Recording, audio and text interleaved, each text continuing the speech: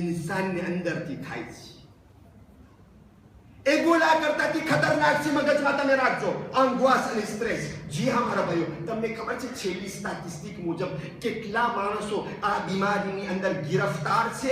Official statistic દુનિયાની અંદર 20% આ છેલ્લી સ્ટેટિસ્ટિક મુજબ 7,220,000,000 इंसान દુનિયાની અંદર છે. એમાંથી 20% ની અંદર આજ અંગવાસ છે અને વધારે ભાગે જવાન. 7 મિલિયન હોય 20% એટલે 1,400,000,000 થયા. ભાઈઓ, આ અંગવાસ શું ક્યાં ઇન્સાનને લઈ જાય છે? હા, કાંઈ ના કરી શકે. ઇન્સાન અંગવાસ સિવાય કાંઈ કામ ના કરી શકે. અને એનું મગજ ક્યાંય ના પૂગે. ન ઔલાદમાં, ન માવતરમાં, ન બચ્ચામાં, ન સમાજમાં. મગજ ફરતો હોય અને ઇન્સાનને હલાક કરી નાખે. ભાઈ, હું તમને એક વાત કહું, જ્યારે ઇન્સાન આ અંગવાસને મેત્રીસી નથી કરી શકતો તો તમને ખબર છે ક્યાં હેલો જાય છે ઇન્સાન? એને એમ થાય છે કે ફાર્માસીની દવાથી મારો અંગવાસ મટી જશે. એટલે શું કરે છે? દવાઓ પર દવા આપે છે. કેવી ખતરનાક દવા છે જેના એફેક્ટ સેકન્ડર મને અહીંયા મિંબર ઉપર બયાન નથી કરવા, કારણ કે ન હું ડાક્ટર છું ન ફાર્માસિસ્ટ છું. છે ખતરનાક. અચ્છા મારા ભાઈઓ, દવાથી પણ નથી થતું. શું કરે છે? અલ્લાહુ અકબર. ક્યાં જાય છે? એને કહે છે ભાઈ તારા મગજને શાંત કરવું હોય તો તું ડ્રગમાં કર. બસ મારો આજ સુધી આ જવાની હશે. હું વાંચ જોતો હતો 9મી રાતની, જેથી આ સુજે તમારા સમક્ષ પેશ કરું મુખ્તસર અલ્ફાઝની અંદર. ક્યાં જાય છે? લઈ જાય છે દોસ્તારો એને, સામાજ લઈ જાય છે. ક્યાં એને? ડ્રગમાં લઈ જાય છે. ભાઈઓ, તમને ખબર છે કાનાબીસમાં, ડ્રગમાં છેલ્લે હું વાંચતો હતો અમેરિકાની અંદર ભાઈઓ 80% જૈન ડ્રગે છે. 80%. અને તમને ખબર છે ને આજ કેટલા દેશોની અંદરમાં હવે ઓફિશિયલમાં રજા મળી ગઈ કે કાનાબીસ વાપરી શકે. À l'âge de 16 ans થી ઘણા દેશોની અંદર ઓફિશિયલમાં તમે જાઓ લેવાને તો કાનાબીસ તમને મળી શકે. આજ સુધી કાનાબીસ ડ્રગ સમજતા હતા. હવે એ લોકો કીધું હા આના એફે બહુ ઓછા છે એ માટે આપો. ઓછા એફે નથી, ગઈકાલની કાનાબીસ એ જ આજ કાનાબીસ છે. પણ હવે એ લોકો મજબૂર થઈ ગયા. એ લોકો પાસે ઈલાજ નથી. ભાઈઓ, એ લોકો જે સ્ટ્રક્ચર રાખ્યા રેવોલ્યુશન ઇન્ડસ્ટ્રીયલ પછી, એ સ્ટ્રક્ચરમાં ખામી છે.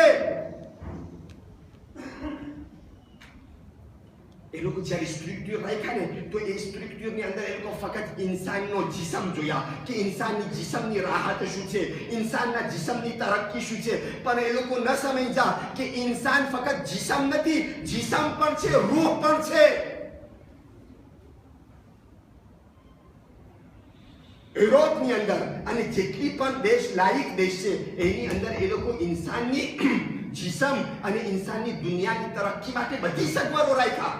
જાતે જાતના પહોંચ્યો રાખ્યા, જાતે સબવેન્શન રાખ્યા. પણ ઇન્સાનની રૂહ એના બારામાં કાંઈ ન બોલ્યા. એને ભૂલી ગયા. હાલાકી ઇન્સાન જિસ્મ પણ છે, રૂહ પણ છે. શું થયું? આજ આ પ્રોબ્લેમ તમે જોઈ રહ્યા છો. આ થયું મારા ભાઈઓ. ઇન્સાન અંગવાસમાં ગળી ગયો. અંગવાસમાં ગળવાનો ઇત્મીનાન માટે દવા શોધ્યા તો ન થયું. હવે આજ બચ્ચું ડ્રગની અંદર કરે છે. છતાં પણ ઇન્સાન પાસે ઈલાજ નથી. તમને ખબર છે એક સ્ટેટિસ્ટિક કે છે છેલ્લી કે par jour દુનિયાની અંદર 3000 personnes tentatives de suicide કરે છે. par jour, હર રોજના par jour 3000 इंसान tentative de suicide કરે છે. શા માટે? પૈસો નથી એટલે ના. એ જે સ્ટેટિસ્ટિક કે છે સૌથી વધારે સુઇસાઇડ ક્યાં થાય છે? પેઇસ સ્કેન્ડિનાવમાં. સ્કેન્ડિનાવમાં સૌથી વધારે સુઇસાઇડ થાય છે. હાલાકી તમે જો સૌથી વધારે અગર તરક્કી કરનાર દેશો હોય તો સ્કેન્ડિનાવ. જેટલી પણ ક્રીઝ ઇકોનોમિક વટાણી સ્કેન્ડિનાવને એ ક્રીઝ પૂછે ના થઈ. પૈસો છે, દૌલત છે, છતાં પણ વધારે ભાગે સુઇસાઇડ માં છે. 0.73 છે. શા માટે? પૈસો છે, તરક્કી છે, શરીર છે, બધી સગવડો છે, પણ રૂહની સગવડ નથી. ઇન્સાન રૂહની અંદર એના અંદર એક ભીડ મહેસૂસ કરે છે. એક વિદ સંતીર કરે છે અને એને ખબર નથી પડતી કે આ વિધને કોણ બુજાવે, એટલે એ આ બધા રસ્તા ગોતે છે ને તલાશ કરે છે, અને જ્યારે એના પછી ઈલાજ નથી ત્યારે પોતે સુસાઇડ કરે છે. અમુક વર્ષ પહેલા મને બરાબર યાદ છે, મને હમણાં નામ યાદ નથી, એક પૈસાવાળો આલ્માનિયાની અંદર મોટો એકદમ દૌલતમાન પ્રખ્યાત એકદમ પોતે પોતાના શરીરને સમજ જાવ ને ઓલા chemin de fer માં જોઈ છે કે ઓલી ટ્રેન આવે છે, એ ટ્રેન આવે એના પહેલા પોતે પોતાના શરીરને પછાડી નાખ્યો ટ્રેનના chemin de fer માં, જેથી ટ્રેન એના ઉપર ફટાઈ જાય અને એ મરી જાય. એ કરવા પહેલા એ સુઈસાઇડ પોતે લખે છે કે છે મારા પાસે બધું છે, દૌલત છે, બધું છે, પણ હું આ જિંદગીથી કંટાળી ગયો છું.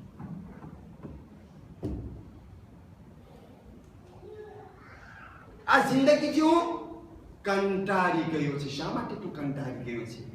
કારણ કે તારા પાસે અલ્લાહ નથી, કારણ કે તારી રૂહને કન્સ્ટ્રુઇર કરવામાં નથી આવ્યું. અગર તારા પાસે અલ્લાહ હોતે, અગર તારા પાસે ધર્મ હોતે, અગર તારા પાસે દીન હોતે, તો તારા દિલની અંદરમાં તું ભીખ મહેસૂસ ન કરતે, તારા પાસે એસ્પોર રહેતે. પણ જ્યારે દીન જ નથી તો એસ્પોર નથી, જ્યારે દીન નથી તો કયામતને રબનો ડર નથી. એટલે શું થયું? એટલે કે તું એમ કહે છે કે બેતર હું આ દુનિયાથી ચાલ્યો છું. ભાઈઓ, આ બધી સ્ટેટિસ્ટિક બયાન કરું મારો હેતુ નથી. હેતુ એ છે કે આ જવાનો, આ બચ્ચાઓ, એને આપણે એ લોકોને ફક્ત આપારાંશનો ઈમાન ન આપે, એ લોકોને ફક્ત આપણે એ લોકોના આપારાંશ ઉપર જ ભાર ન આપે. હા, આજ દુનિયા તમને ખબર છે આપારાંશ ઉપર વધારે ભાર આપે છે. બચ્ચાઓને સારા કપડાં લઈ દેવા, હા માશાઅલ્લાહ, અગર અલ્લાહ દૌલત આપે તો કાંઈ ના વાંધો, લાખોસ્ત શું, લાખોસ્ત કરતા પણ સારામાં સારા કપડાં આપો, વાંધો નથી, ક્યાં પ્રોબ્લેમ છે? હા, સારામાં સારા પોરતા આપો, કાંઈ વાંધો નથી. હા, પણ ભાઈઓ આ ઈલાજ નથી. તમે એમ ના સમજો કે આ જવાનને તમે આ બધું આપ્યા તો તમે એને મેત્રીસે કરી શકશો. ના, જેવી રીતના એનો આપારાંશ ઉપર તમે ભાર આપો છો, સમજો ને, જેવી રીતના મુશ્કેલાશીઓ માટે પોતે જાય છે કે જેથી એના મુશ્કેલ દેખીને બીજા આતીરે થાય, એવી રીતના એની રૂહને પણ મુશ્કેલાશીઓની જરૂરત છે.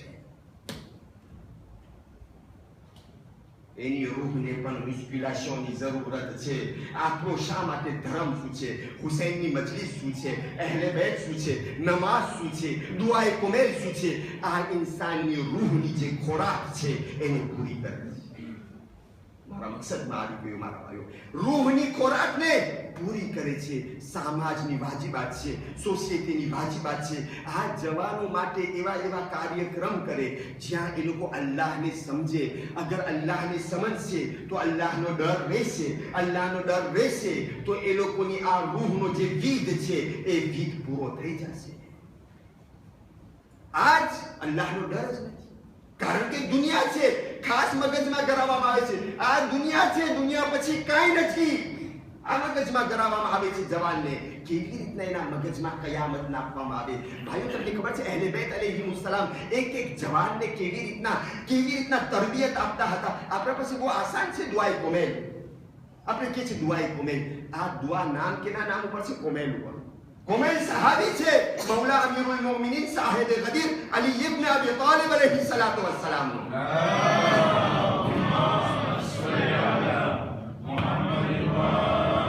એને ડેઝર્ટમાં લઈ જાય છે, એને રણમાં લઈ જાય છે, ગામથી બહાર લઈ જાય છે. અમીરુલ મોમિનીન છે, પરખે જવાન છે, સામે કુમેલ જૈન છે, એકદમ જૈન. અને એને બતાવે છે દુઆએ કુમેલની અંદર ફિલોસોફી બતાવે છે કે અલ્લાહ છે, અલ્લાહની રહેમત છે, તૌબાનો દરવાજો ખુલ્લો છે. તું અહીંયા દુનિયાની અંદર એક સેલ નથી ખમી શકતો. કયામતમાં કેવી રીતના તું કબરમાં અઝાબ ખમી શકીશ? શું એના રૂહને, એના મગજને, એના પાંસેને, એની રૂહને કન્સ્ટ્રુઇર કરે છે. આ દુઆએ કુમેલ આપણે ત્યાં રૂટીન બની ગઈ.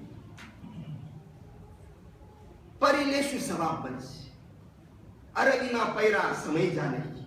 ના, આ દુઆને સામે રાખી એની તફસીર, એનો તદબ્બુર, આ દુઆનો ફલસફો, એવી જ રીતના ઘણી એવી ઇબાદતો છે જવાનો.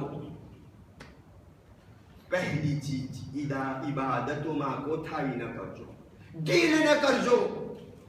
બહુ જરૂરી છે આ રૂહને કોન્સ્ટ્રુઈર કરવા માટે. કારણ કે આ દુનિયા આપણને મૂકવાની નથી મારા ભાઈઓ, અને ખાસ કરીને જવાનીના મરહલાની અંદરમાં. મને મીર દામાદનો એક્ઝામ્પલ, ઇબ્ને સિનાનો એક્ઝામ્પલ, ક્યારે આ બધા થયા? મીર દામાદ રાજાનો જમાય છે. મીર દામાદ અડધી રાતના સમજો ને પહોંચવામાં ભણે છે, જૈન છે, 18, 19, 20 વર્ષનો જૈન છે, એન્ટેરનામાં છે, એન્ટેરનામાં ઈરાનની અંદર એન્ટેરનામાં છે.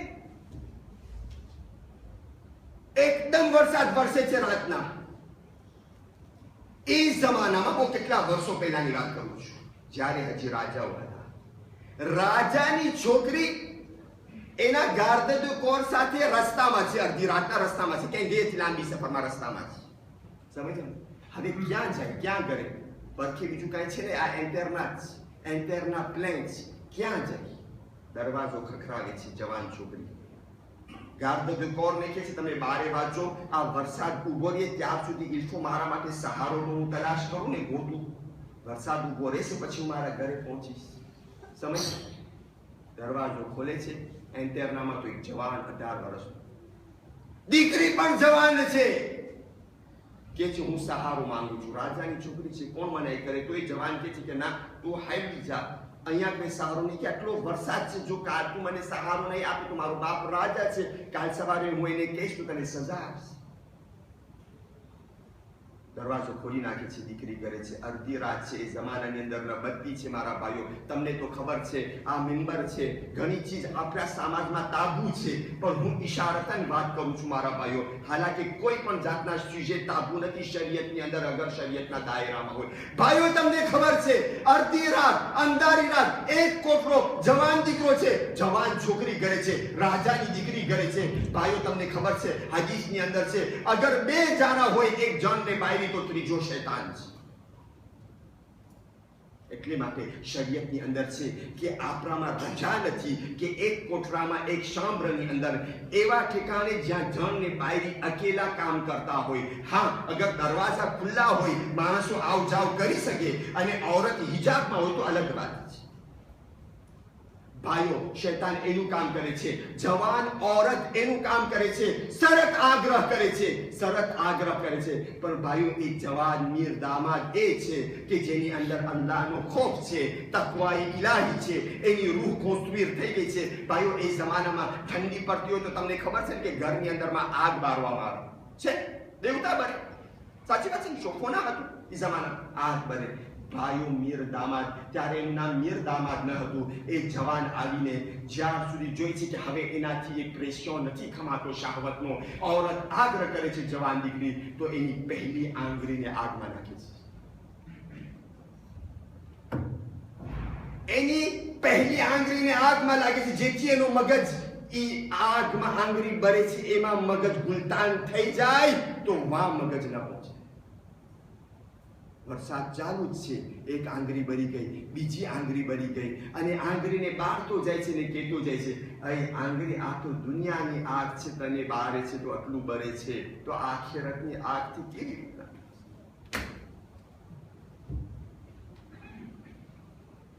મારા જવાનો, આનાથી વધારે પૈગામ શું આપું તમને? એ કિસ્સો નકલ થાય છે કે વરસાદ ઉભો રહ્યો, સવાર થાય ત્યાર સુધી વરસાદ હતું. જ્યારે સવાર થઈને વરસાદ ઉભો રહ્યો તો 5 આંગળી બની ગઈ હતી. જાય છે દીકરી, નીકળે છે, રાજા પહોંચે છે. રાજા પાસે ક્યાં હતી તહેકીક થાય છે. ભાઈઓ, બોલાવવામાં આવે છે જવાનને. આ औरत, આ દીકરી કે છે એના બાપને, પપ્પા આ પ્રમાણે કિસ્સો હતો, સમય જાવ ને, પોતે પોતાની 5 આંગળી મારા ખાतिर બારી નાખ્યો.